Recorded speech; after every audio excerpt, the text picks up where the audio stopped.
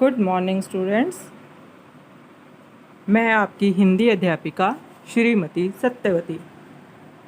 आशा करती हूँ आप सभी सपरिवार स्वस्थ और सुरक्षित होंगे।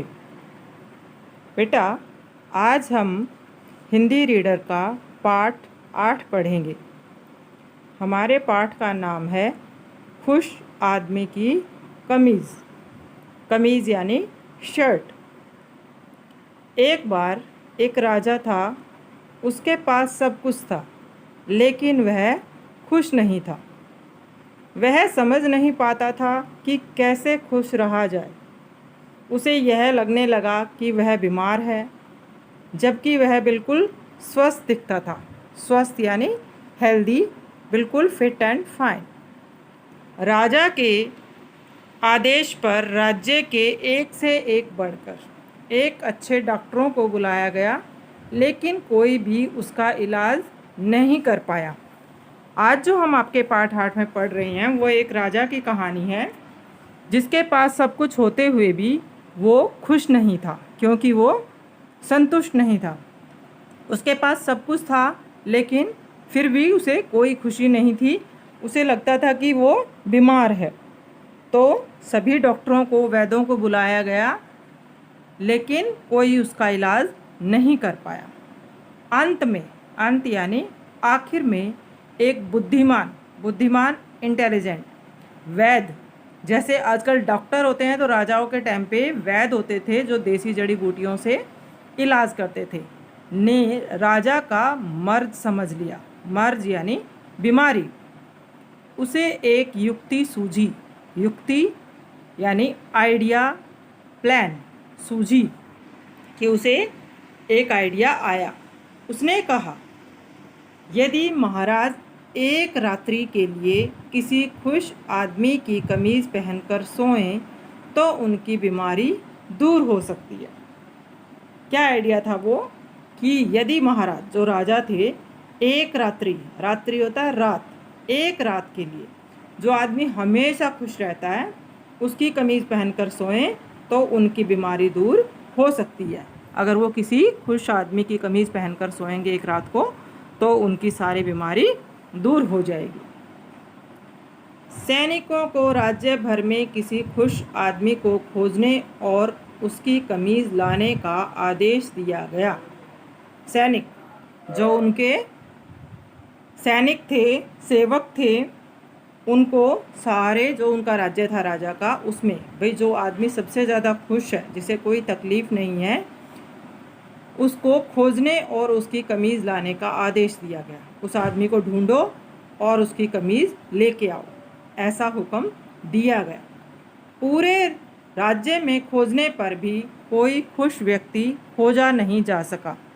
उन सैनिकों ने पूरा राज्य ढूंढ लिया, लेकिन ऐसा व्यक्ति नहीं मिला जो पूरी तरह से खुश हो। तो उनको ऐसा कोई व्यक्ति नहीं मिला।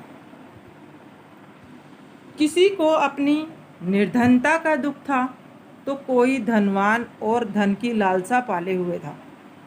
कोई तो बेचारा गरीब था, वो वैसे दुखी था कि उसके पास कुछ भी नहीं है, खाने को नहीं है, पहनने को नहीं है, रहने को घर नहीं है। निर्धनता होता है गरीबी। उसे अपनी गरीबी का दुख था। और जो धनवान थे, जो अमीर लोग थे, उनको ये था और पैसा आ जाए, और पैसा आ जाए। धन की लालसा की इच्छा उनको और थी कि और धन आ जाए। वो और ज़्यादा अमीर बनना चाहते थे। किसी को दुख था कि उसकी पत्नी का निधन हो गया है। निधन होना यानी उसकी पत्नी मर चुकी है। तो किसी को शिकायत थी कि उसकी पत्नी जीवित क्यों है। कोई यूँ दुखी था कि हाय मेरी बीवी मर गई, और कोई यूँ दुखी था कि हाय ये मरती क्यों नहीं। किसी को संतान न होने का दुख था तो कोई संतान से दुखी था। संतान यानी बच्चे। किसी को ये दुख था कि उनके पास बच्चे नहीं थे, और किसी के पास संतान थी यानी बच्चे थे, लेकिन वो उनसे दुखी था। क्यों दुखी था? क्योंकि वो बच्चे उनका कहना नहीं मानते थे। बड़े होने के बाद भी कोई काम नहीं करते थे, मम्मी पापा की हेल्प नहीं करते थे, और उनको बहुत परेशान करते थे। तो वो बच्चों से दुखी थे। वस्तुतः सब जन दुखी थे। इसका मतलब कि जो भी कोई इंसान था वो हर तरह से दुखी था। किसी का कोई कारण था और किसी का कोई कारण था। कहते भी हैं नानक दुखिया सब संसार। इसीलिए कहावत भी है कि सारा संसार दुखी है। किसी को हेल्थ की प्रॉब्लम है, किसी को वेल्थ की प्रॉब्लम है, किसी को कपड़ों की प्रॉब्लम है, किसी के बच्चों की प्रॉब्लम है, किसी को रिश्तेदारों की प्रॉब्लम है। तो ऐसे हर कोई आदमी दुखी है। तभी सैनिकों को गांव के द्वार पर एक भिखारी मर्द मस्त लेटा हुआ मिला। तभी उन सैनिकों ने क्या देखा कि एक भिखारी है जो बिल्कुल मस्त होके लेटा हुआ है। दिखाई पड़ा जो अपनी मस्ती में सीटी बजाकर हंस हंसकर गाना गाता हुआ लोटपोट हुए जाता था। उन्होंने एक भिखारी को देखा जो अपनी मस्ती में मस्त था और अपनी सीटी बजा बजा कर खूब हंस हंसकर गाना गा रहा था और लोटपोट हो रहा था। वह अत्यधिक प्रसन्नचित जान पड़ता था। वो बहुत ही ज़्यादा, अत्यधिक होता है बहुत ज़्यादा, प्रसन्नचित बहुत खुश जान पड़ता था कि वो बहुत खुश है। ऐसा लगता था कि वो बहुत ज़्यादा खुश है। सैनिकों ने उसके पास रुकते हुए उसका अभिवादन कर सैनिक उसके पास गए और उसका अभिवादन किया, उसका स्वागत किया और उससे कहा, ईश्वर आपका भला करे, आप काफ़ी प्रसन्न दिखाई देते हैं, कि भगवान आपका भला करे, आप बहुत खुश दिखाई दे रहे हैं। भिखारी बोला, हाँ मैं खुश हूँ और मुझे किसी बात का कोई दुख नहीं है। सैनिक उसे पाकर अभिभूत हो गए, कि वो उसे पाकर धन्य हो गए। उन्होंने कहा कि यदि वह एक रात के लिए अपनी कमीज़ उधार दे दे तो वे उसे 100 स्वर्ण मुद्राएं देंगे। सैनिकों ने क्या कहा कि अगर वो एक रात के लिए अपनी शर्ट या अपनी कमीज़ उधार दे दे तो वो उसको 100 सोने के सिक्के देंगे। पहले ये नोट या पैसे वगैरह नहीं होते थे, उस टाइम सोने के सिक्के होते थे। तो 100 स्वर्ण मुद्राएं देंगे कि हम आपको 100 सोने के सिक्के देंगे। यह सुनकर वह ज़ोर ज़ोर से हंसते हंसते लोटपोट हो गया। कौन? भिखारी। जब उसने ये बात सुनी सैनिकों की कि अपनी कमीज़ दे दो, तो वो हंसते हंसते लोटपोट क्यों हो गया? चलिए आगे पढ़ते हैं। फिर किसी तरह अपनी हंसी रोकते हुए बोला, मैं अवश्य ही अपनी कमीज़ दे देता, पर मेरे तन पर कोई वस्त्र नहीं है। उसने सैनिकों से कहा कि मैं अवश्य यानी ज़रूर अपनी कमीज़ दे देता, पर मेरे तन पर कोई वस्त्र नहीं है, लेकिन मेरे शरीर पर तो कोई कपड़ा ही नहीं है। तन यानी शरीर, वस्त्र यानी कपड़ा, कि मेरे शरीर पर तो कोई कपड़ा ही नहीं है।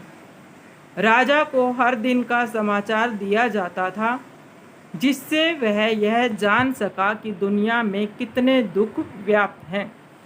जो राजा था उसके लिए जब वो कमीज़ ढूंढी जा रही थी तो उसको हर रोज़ समाचार दिया जाता था, हर रोज़ खबर दी जाती थी कि दुनिया में कितने दुख हैं।